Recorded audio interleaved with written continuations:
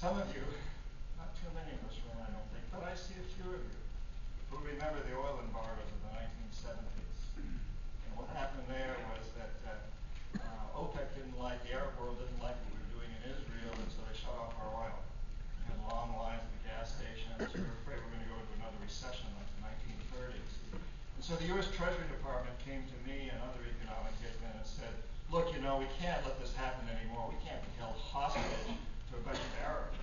Do something, figure something out. But we knew that the only way to prevent this from ever happening again was through Saudi Arabia. Because Saudi Arabia had more oil than anyone else, and the House of Saud was corrupt and corruptible. And so to make a long story short, we worked out a deal with the House of Saud, whereby they agreed to own, this is very, very important, they agreed to only sell oil for dollars. The dollar had just gone off the gold standard and now went on to the oil standard, because if you wanted to buy oil, you had to buy it in dollars. So we became the currency of the world once again, which is very important, and it's another detail I'm not going to get into right now. They agreed to that. They also agreed to sell us all the oil we wanted at prices that were in limits acceptable to our oil companies. Maybe not acceptable to you, but to the oil companies. And they agreed never to have an embargo against us again. We agreed to keep the House of Saud in power, which we've done. It was a very cozy relationship. It still is. The other big agreement was that the House of Saud agreed to return almost all of the money it earned from selling oil to the world to the United States. Almost all of Saudi Arabia's petrodollars, trillions of dollars, have come back and gone into the U.S. Treasury Department. They bought U.S. securities, Treasury securities, with that money. The interest from that money has been given to the Treasury Department to use to hire U.S. corporations to build up Saudi Arabia, essentially to westernize Saudi Arabia, which we've done. And today, Saudi Arabia, if any of you have been there, you know, you might as well be out on the streets here. The most sacred sites of Islam are surrounded by McDonald's and great petrochemical complexes, et cetera, which has pissed off a lot of Muslims, including Osama bin Laden. But it was a very, very successful plan from my standpoint as an economic hitman. I helped engineer it. We got all the money back here, most of it to our country. We westernized Saudi Arabia. We put the dollar on the oil standard. And so we figured in the 80s that Saddam Hussein ought to buy the same or a similar deal. And he was already pretty much our man. There'd been a president of Iraq, whose name was Qasem, and he thought he would nationalize the oil company. You know, Qasem said, he made a very radical statement. He said, Iraqi oil ought to help the Iraqi people. Can you imagine? We didn't like that. And so we decided he had to go. We couldn't corrupt him. And so we sent an assassination team.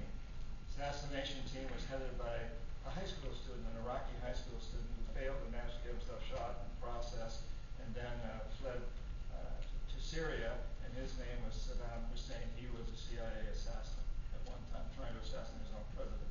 Failed. CIA went in themselves and had Qasem publicly executed on Iraqi television and put Saddam's family. His cousin became president, put them in power. Saddam became vice president, head of security, eventually president. He was our man.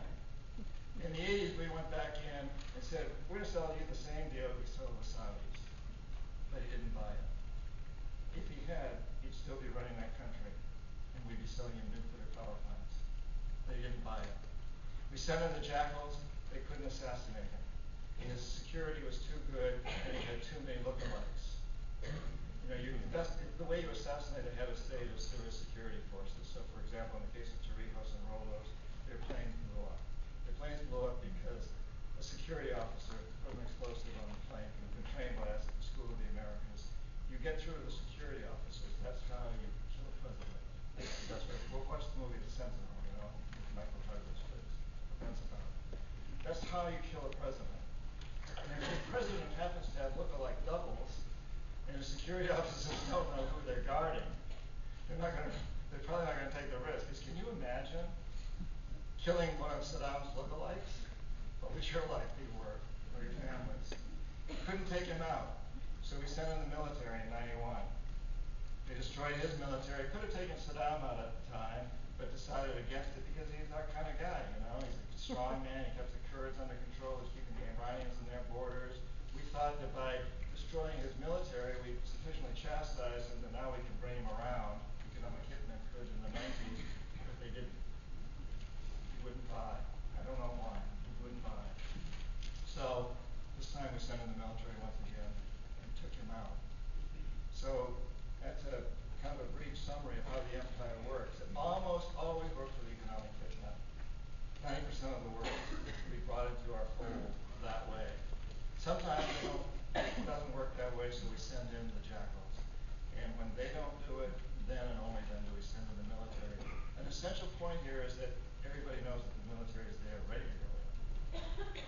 And this brings us to another point. A lot of you are aware of what's going on in Latin America, which is, I think, incredibly exciting place in the world right now. 7 countries representing over 80% of the population